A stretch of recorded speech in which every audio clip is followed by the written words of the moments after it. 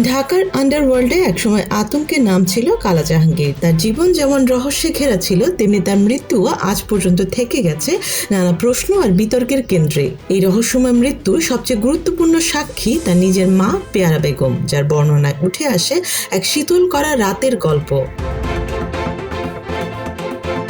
2003 সালের 15 ডিসেম্বর সোমবার গভীর রাত, আনুমানিক 11টা থেকে 12টার মধ্যে মিরপুরের ইব্রাহিমপুরে নিজ বাসায় ঘুমানোর প্রস্তুতি নিচ্ছিলেন পেয়ারা বেগম। ঠিক তখনই দরজার বেল বেজে ওঠে, একবার নয় বারবার। এক রাতে কে আসতে পারে এই ভেবে তিনি মেয়েকে দরজা খুলে দেখতে বলেন। মেয়ে এসে জানায় সম্ভবত পুলিশ এসেছে। দরজা খোলার সঙ্গে সঙ্গে 4-5 জন লোক হুড়মুড় করে ঘরে ঢুকে পড়ে। তারা সবাই সাদা পোশাকে, কারো হাতে কোনো অস্ত্র ছিল না। নিজেদের পুলিশ পরিচয় দিলেও তারা কোনো তল্লাশি চালায়নি, বরং সরাসরি বলে আমাদের সঙ্গে যেতে হবে। কোথায় নেওয়া হবে বা কেন, এই প্রশ্নের কোনো উত্তর তারা দেয়নি, শুধু নির্দেশ যা বলা হচ্ছে তা মেনে চলতে হবে। পেয়ারা বেগম তখন যে কাপড়ে ছিলেন সেভাবেই বের হয়ে যান। বাড়ির বাইরে গিয়ে দেখেন গলির মোড়ে একটি মাইক্রোবাস দাঁড়িয়ে আছে, তাতে আরো কয়েকজন বসা। তাকে সেই গাড়িতে তুলে নেওয়া হয়। কিছু দূর যাওয়ার পর গাড়ি থামে একটি উঁচু ভবনের পেছনে, যেখানে আগে থেকে একটি প্রাইভেট কার দাঁড়িয়ে ছিল। তাকে বলা হয় সেই গাড়িতে গিয়ে বসতে।